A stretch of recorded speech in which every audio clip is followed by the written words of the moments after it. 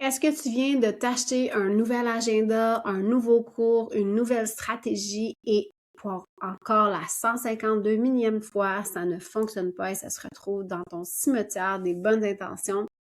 Ça m'arrive moi aussi et en fait, aujourd'hui, j'ai envie d'explorer exactement ça avec toi. Bienvenue dans le podcast Ambitieusement TDH. Donc, si tu ne me connais pas, je m'appelle Amélie Léveillé, je suis coach et experte en comportement TDH et aujourd'hui, en fait, j'ai envie d'adresser l'éléphant dans la pièce qui est pourquoi j'ai encore une fois pas réussi à utiliser X, Y, Z stratégie. Tu es allé te promener sur Instagram, sur TikTok, tu as utilisé mon podcast, tu t'es acheté enfin l'agenda, entre guillemets, parfait, qui va faire en sorte que tu vas devenir cette nouvelle version-là de toi-même, que toute la croissance personnelle te promet que tu vas enfin être et devenir heureux et heureuse en étant. Et en fait, la je sais pas combien de fois, ça échoue. Si tu savais le nombre d'agenda que je me suis acheté dans ma vie, sérieusement, je pourrais probablement remplir une bibliothèque au complet du nombre d'agendas que je me suis acheté et que je n'ai pas utilisé plus que peut-être 2 semaines. Le nombre de choses que je me suis acheté avec la bonne intention de devenir cette personne-là a fait en sorte que c'est devenu un running gag avec mon chum et je te jure qu'il a ri de moi je sais pas combien de fois. Puis quand je dis ri de moi, là, je le dépeins comme si il riait sur moi, mais en réalité, il rit pas vraiment de moi. C'est plus ce qu'il me pense le commentaire, puis c'est vraiment pas mal intentionné. Mais en fait, aujourd'hui, c'est ça que j'ai envie d'explorer avec toi. Qu'est-ce qui se passe? Qu'est-ce qui fait, en fait, que tu vas encore une fois céder à cette nouvelle chose-là qui a l'air tellement parfaite et qui, en réalité, ne s'applique pas à toi? La réalité, c'est que quand tu t'achètes quelque chose, quand tu essaies d'adopter quelque chose, quand tu t'achètes une nouvelle paire de souliers, quand tu t'achètes un abonnement au gym, quand tu t'achètes un agenda, quand tu t'achètes des nouveaux vêtements, quand tu t'achètes des plantes, quand tu t'achètes n'importe quoi, en fait, ce que tu achètes, c'est pas l'objet. Ce que tu achètes, c'est pas ça. Ce que tu vas acheter, c'est en fait cette personne-là que tu veux être avec cet objet-là. Ce que tu vas acheter, c'est cette version-là idéalisée de toi qui utilise cet objet-là. Tu as l'impression que de posséder l'objet ou d'utiliser l'objet va faire de toi cette personne-là qui va utiliser l'objet. Je vais prendre l'exemple de bâton de golf. À côté de chez moi, il y a un terrain de golf et je te jure que c'est à une distance de à peu près, pour vrai, probablement 10 minutes de marche de chez moi. OK? Et l'année dernière, j'ai fait l'observation à mon conjoint. Je me suis dit, mais pourquoi on s'achète pas un équipement pour aller jouer au golf? Puis là, je ris parce que, en fait, si tu me connais, tu sais que ça n'arrivera pas. Mais bref, je me dis, tu sais, c'est à côté de chez nous. On pourrait aller jouer au golf. Tu sais, ça nous ferait faire une activité. Et tu sais, dans la réalité, acheter ces bâtons-là de golf, acheter cet équipement-là de golf ne fera pas de moi une golfeuse. Moi, je fantasme sur cette version-là de moi, cette version-là de cette personne-là qui va régulièrement aller jouer au golf à l'extérieur, qui va s'organiser pour avoir ça dans sa disponibilité, qui va être capable d'initier l'action, de prendre les clubs de golf, de marcher jusqu'au terrain de golf, d'aller faire un round de golf, qui a mis en place des ressources financières pour être capable de payer cet équipement-là, mais de payer aussi l'abonnement, puis de payer le fait d'aller faire un round de golf. Donc, je fantasme sur cette version-là de moi que je pense que je serais, mais en fait, je fantasme surtout sur ce que je pense que cette personne-là comment cette personne-là va se sentir. Si je jouais au golf, je me sentirais tellement plus adulte. Si je jouais au golf, je me sentirais tellement plus intégrée dans ma communauté. Si je jouais au golf, je me sentirais... Puis là, tu peux mettre tous les adjectifs que tu veux. Et je me sentirais donc plus... Moi, une des choses... Je vais te raconter une histoire, en fait, quand j'étais plus jeune. Quand j'étais à peu près adolescente, peut-être. Il y avait une pub à la télé de voiture, en fait, et c'était une maman qui marchait, qui allait au marché avec son fils, qui tenait par la main de son fils, qui était tout petit, en fait, et la maman porte des skinny jeans avec des talons hauts, super cute, puis tout le kit, puis, tu sais, on la représente dans l'annonce comme étant une maman vraiment cool et tout le kit. Et moi, je fantasmais à être l'idée de cette femme-là. Et sais-tu le nombre de fois que je me suis acheté des talons hauts, des talons aiguilles, là, en me ramenant à cette image-là de moi, j'aurais donc envie d'être cette femme-là parce que cette femme-là, elle avait tellement l'air hot. Mais dans la réalité, je suis incapable de porter des talons hauts, surtout des talons aiguilles. Je trouve ça extrêmement inconfortable. J'ai de la difficulté à marcher. Puis en plus, moi, je mesure 5 pieds 6, je sais pas combien ça fait de centimètres, mais mon conjoint, il mesure 5 pieds 8, puis j'aime pas vraiment être plus grande que lui. Lui, il aime pas vraiment que je sois plus grande que lui. Donc, quand je porte des talons hauts, je suis plus grande que lui, puis c'est comme pas tant agréable. C'est le fun de porter des talons hauts quand je suis assise, mais ça donne pas grand-chose. Donc, en fait, ce que je réalise, c'est que chaque fois que j'achète une paire de talons hauts, j'achète une version de moi que je voudrais être. Mais dans la réalité, cette version-là de moi n'existe pas. Dans la réalité, j'ai absolument pas envie de devenir quelqu'un qui porte des talons, tout simplement parce que je trouve ça hautement inconfortable, puis que d'un point de vue de la santé, c'est vraiment pas optimal, ni pour mon dos, ni pour mes genoux, ni pour mes chevilles, de porter sur une base régulière des talons hauts. Puis en plus, je vais pas aller prendre une marche, je vais pas aller promener mes chiens en talons hauts, c'est dysfonctionnel de mon point de vue. En tout cas, moi, je suis pas capable de marcher 30 minutes avec des talons hauts en promenant des chiens. Donc, j'achète une version idéalisée de moi. J'achète cette version-là de moi que je crois va me donner ce que je veux obtenir, qui est cette sensation-là de me sentir tellement mieux, tellement plus fière, tellement ci, tellement ça. Et j'oublie en réalité que ce qui est important, c'est pas d'essayer de devenir cette version-là fantasmée de moi-même, mais bien d'essayer de comprendre qu'est-ce que j'ai besoin en ce moment pour bien fonctionner, qu'est-ce qui va supporter mon fonctionnement.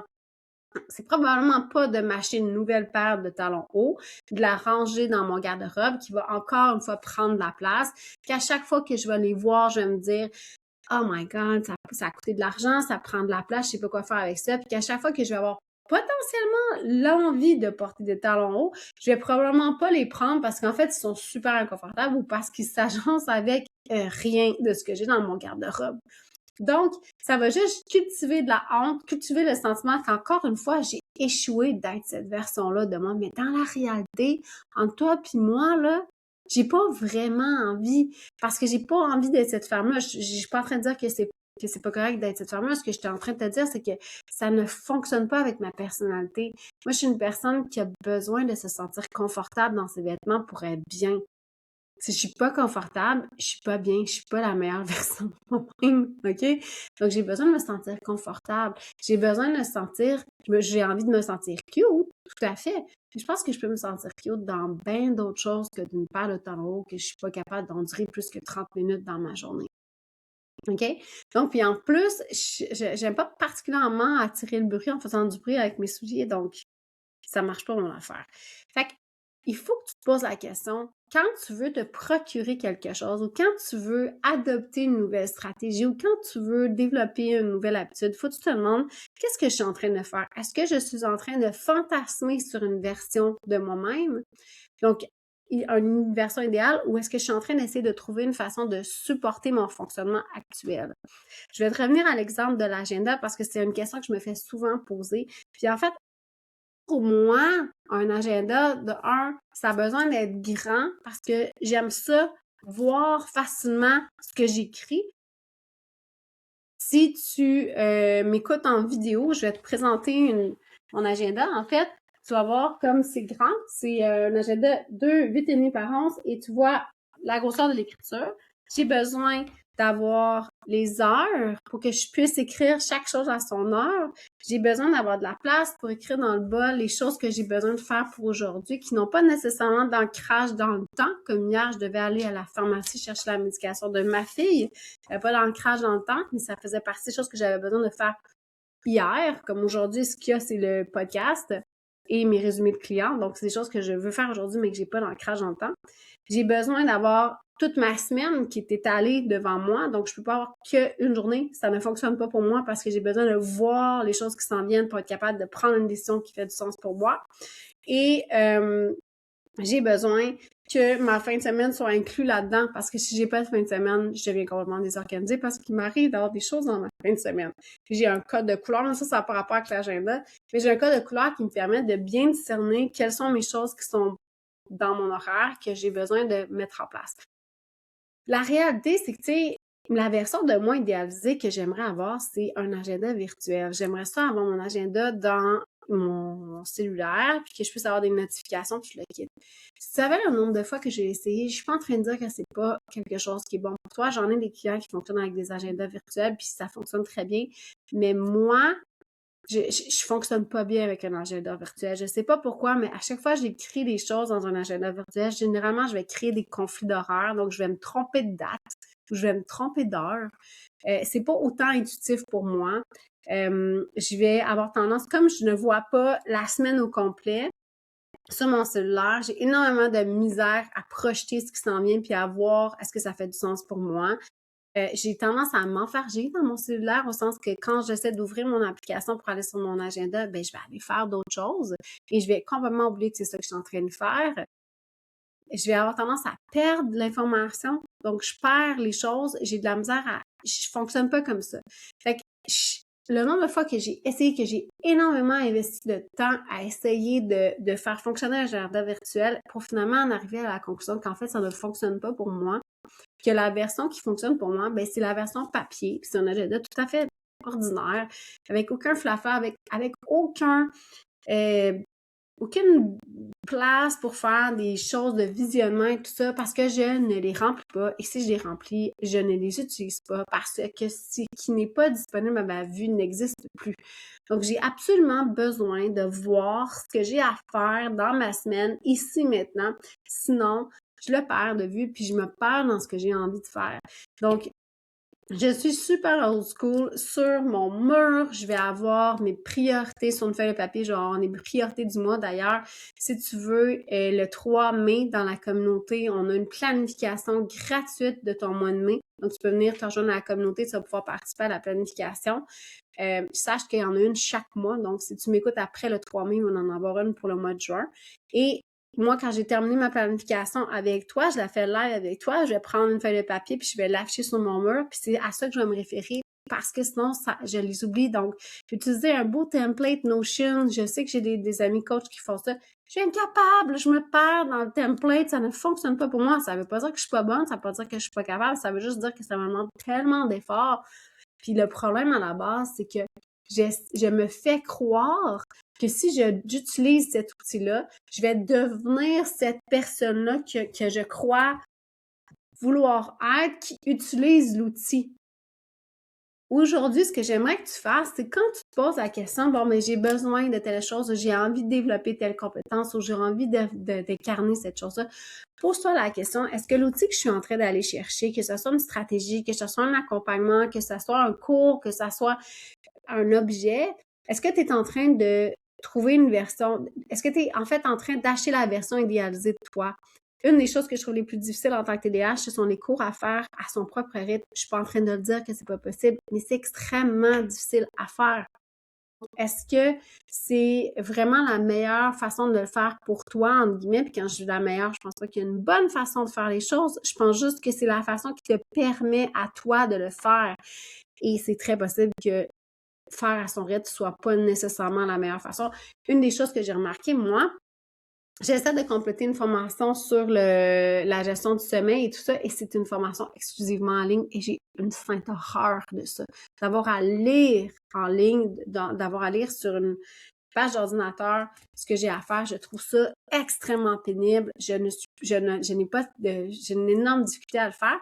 Puis, sais-tu quoi? Mon conjoint me dit, mais pourquoi tu les imprimes pas? Puis que tu fais pas juste, ou que tu les écoutes pas. Puis c'est ça que je vais essayer là cette fois-ci. Je vais essayer parce que moi, je suis convaincue que la version idéalisée d'Amélie, ça serait d'être capable d'ouvrir mon ordinateur puis de lire puis de passer au travers. Dans la réalité, mon cerveau ne fonctionne pas comme ça. Donc, il faut que je me ramène à quel est l'objectif que je suis en train de faire. Fait que quand tu t'achètes un agenda, quand tu t'achètes une nouvelle paire de souliers, quand tu t'abonnes au gym, demande-toi de un, qu'est-ce que je suis en train d'essayer d'atteindre comme objectif? Puis de deux, est-ce que je suis en train d'acheter des choses en fonction de cette version idéalisée-là de moi ou en fonction de la version que je suis actuellement et qui répond à ses propres besoins? Puis quand tu vas changer ton focus, en fait, de cette version idéalisée-là de toi à une version concrète aujourd'hui qui cherche à supporter ton fonctionnement, ça va être plus facile de prendre les décisions qui vont faire du sens pour toi puis qui vont t'aider à supporter ta façon de fonctionner plutôt que d'essayer de créer encore une fois une version qui n'existe pas de toi. Quelque chose de te jure que de toute façon, ne fera pas en sorte que tu vas être plus heureux ou heureuse. Je suis pas plus heureuse si j'arrive à faire fonctionner un agenda Google parce que mon objectif, c'est pas de faire fonctionner un agenda Google. Mon objectif, c'est d'être capable d'avoir mes rendez-vous avec mes clients, d'être à l'heure à mes rendez-vous, de prendre en note mes autres obligations, de faire progresser mes objectifs puis d'atteindre ce que j'ai envie d'atteindre. Donc, c'est à ça qui sert. C'est un outil, mon agenda. C'est pas l'objet que j'essaie d'atteindre, de réussir à faire fonctionner un agenda. Donc, j'espère que ça t'aide.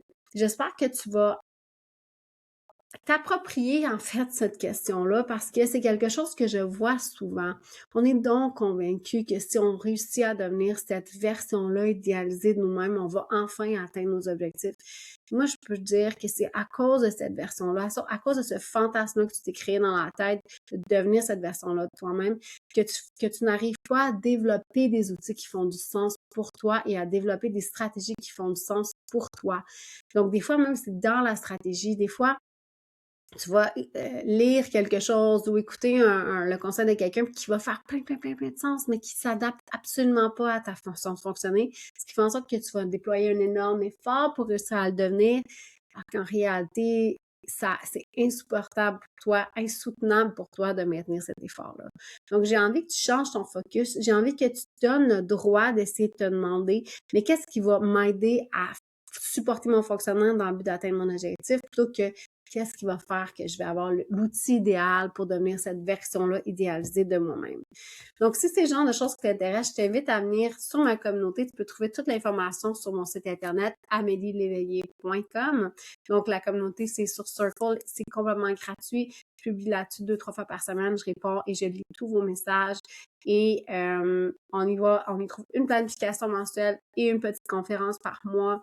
Et j'espère t'y retrouver. Si tu as envie de discuter avec moi, si tu as envie d'explorer un peu plus ce sujet-là avec moi, puis que tu as envie d'un accompagnement, tu peux me rejoindre sur mon site web ameliedeveillé.com. Sache que si tu écoutes sur Spotify, oui, il y a de la publicité au début et à la fin de mon épisode, mais 100% des revenus de cette publicité-là vont être déposés pour le camp, la colonie Sainte-Jeanne d'Arc, qui est un camp de vacances pour jeunes filles qui vivent des circonstances de vie un peu plus difficiles. Tu peux trouver toutes les informations dans mes show notes. Et j'espère que tu apprécies l'épisode. Si tu l'as aimé, je t'invite à me laisser un thumbs up, des étoiles, à me laisser des commentaires sur Spotify. Je les lis tout le temps et je te réponds. Ça m'aide énormément à faire connaître le podcast à d'autres personnes qui vivent comme toi avec le TDAH et qui ont envie, en fait, d'apprendre comment fonctionner et non pas comment fantasmer sur une version idéalisée d'eux-mêmes. Donc, sur ce, je te souhaite une très belle semaine et on se revoit la semaine prochaine.